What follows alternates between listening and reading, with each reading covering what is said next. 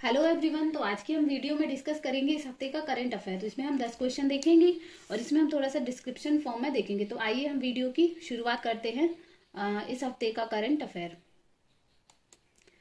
तो हमारा जो पहला क्वेश्चन है वो है कि हाल ही में किस राज्य ने अपना 23वां स्थापना दिवस मनाया है। तो हाल ही में उत्तराखंड राज्य ने अपना 23वां स्थापना दिवस मनाया है, यानी कि उत्तराखंड राज्य की स्थापना को 23 साल पूरे हो चुके हैं।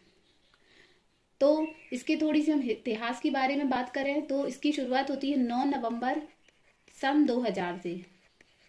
9 नवंबर सन 2000 ये तारीख इतिहास में उत्तराखंड की स्थापना दिवस के तौर पर दर्ज है।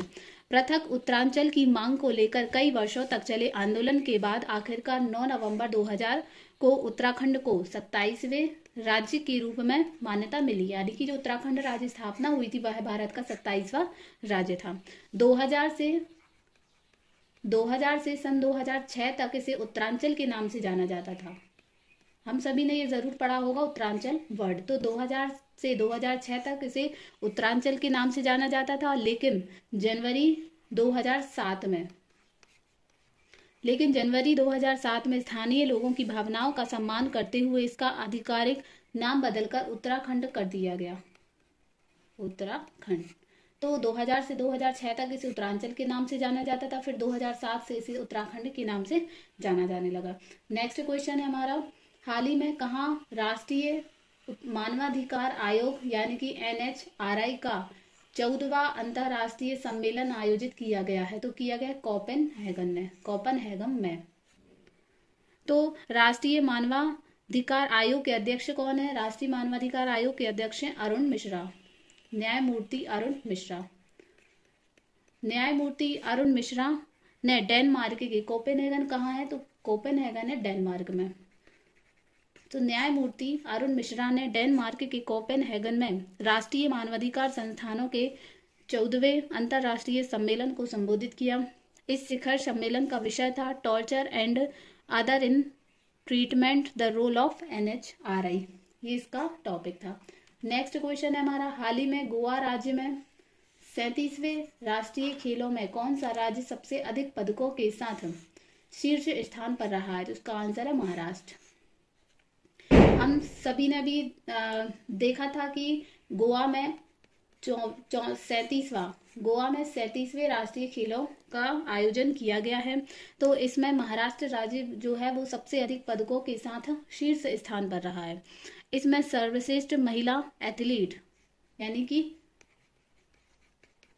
सर्वश्रेष्ठ महिला एथलीट का जो खिताब है वो मिला है प्रणति नायक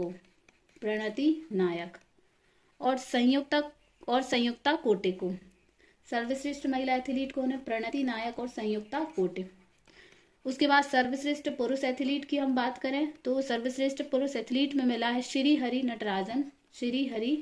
नटराज, इनको दिया गया है।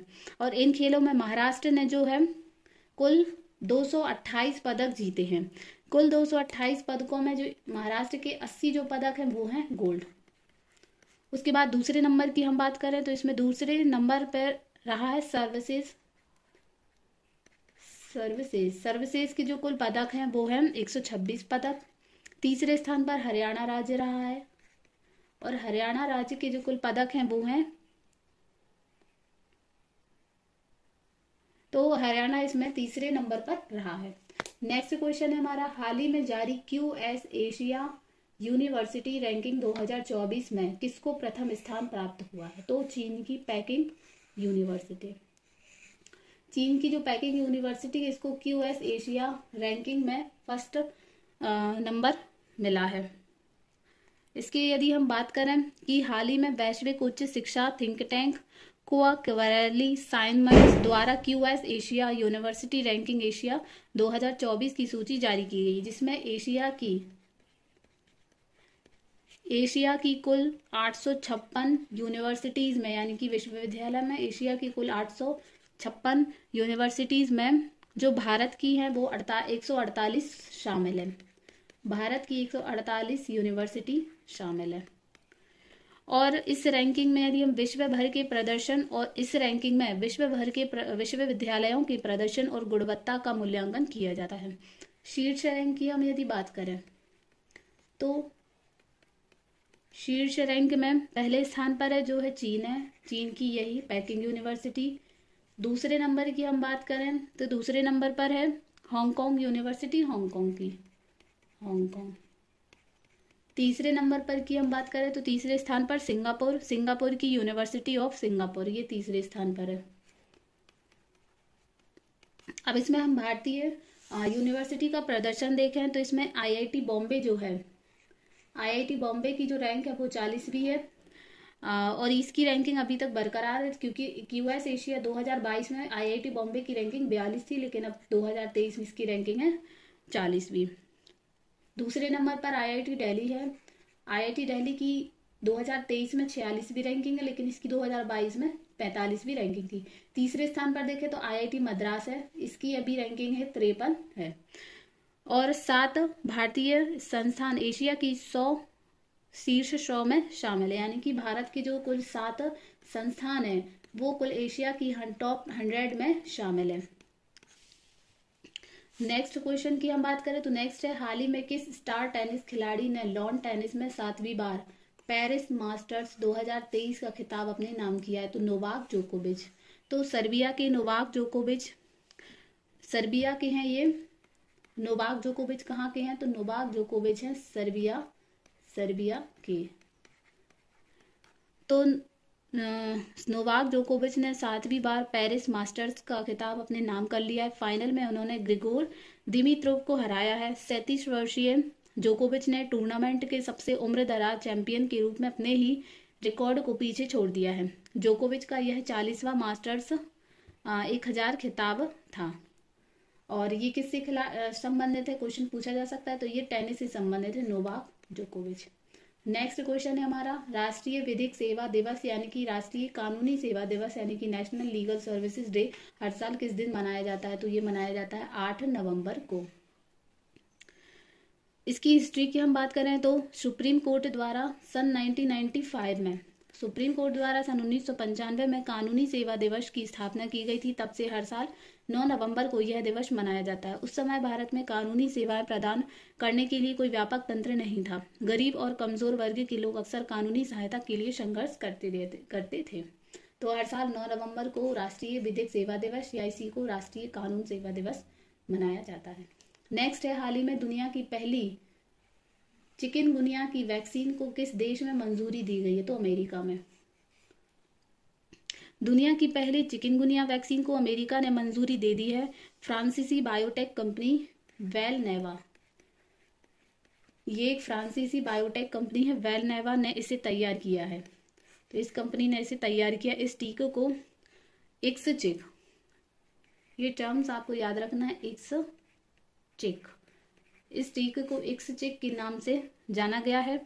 चिकनगुनिया वायरस मुख्य रूप से संक्रमित मच्छर के काटने से इंसान में फैलता है। पिछले 15 वर्षों में 50 लाख मरीजों में चिकनगुनिया की पुष्टि होने के बाद यह बीमारी आज वैश्विक स्वास्थ्य खतरा बन गई है। नेक्स्ट क्वेश्चन है, हाल ही में किस शहर में 22,23,000 दियों को जलाकर गिनीज बुक रिकॉर्ड बनाया है? तो अयोध्या शहर में, उत्तर प्रदेश के अयोध्या शहर में, उत्तर प्रदेश के अयोध्या शहर में दिवाली की पूर्व संध्या पर अयोध्या के सरयू घाट पर दीपोत्सव कार्यक्रम मनाया गया है। इसमें मुख्यमंत्री योगी आदित्यनाथ के निर्देशन में हुए दीपोत्सव के 7वें साल सरयू नदी के घाट पर एक साथ 22,23,000 दिए को जलाकर अयोध्या ने अपने ही विश्व रिकॉर्ड को तोड़ते हुए नया कीर्तिमान बना दिया है। नेक्स्ट क्वेश्चन है, हाल ही में 75% आरक्षण का प्रस्ताव किस विधानसभा में पास हुआ है? तो बिहार विधानसभा में।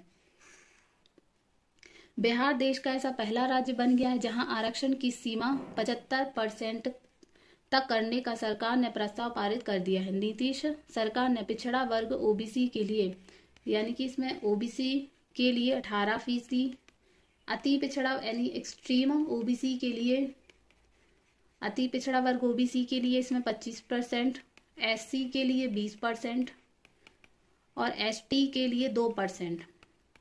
और इसके अलावा हम यदि ईडब्ल्यूएस के आरक्षण को भी मिला दें 10% का, तो ये सब जोड़कर 75% हो जाता है। इसे पास कर दिया है बिहार विधानसभा ने। नेक्स्ट क्वेश्चन है, क्रिकेट विश्व कप में शतक लगाने वाले अफगानिस्तान के पहले खिलाड़ी बन गए इब्राहिम जादरान। ये है अफगानिस्तान के खिलाड़ी इब्राहिम जादरान। तो 21 साल के ये ओपनर 21 साल के हैं। ये 21 साल के ओपनर इब्राहिम जादरान ने अफगानिस्तान के लिए वनडे विश्व कप में पहला शतक जड़ा। अफगानिस्तान का वनडे विश्व कप में यह सबसे बड़ा स्कोर है। जादरान ने नाबाद 129 रन की पारी खेली थी। तो ये है इस हफ्ते का करंट अफेयर। यदि आपको पसंद आया तो प्लीज़ वीडियो को लाइक करें एवं चैनल को सब्सक्राइब करें। Thank you.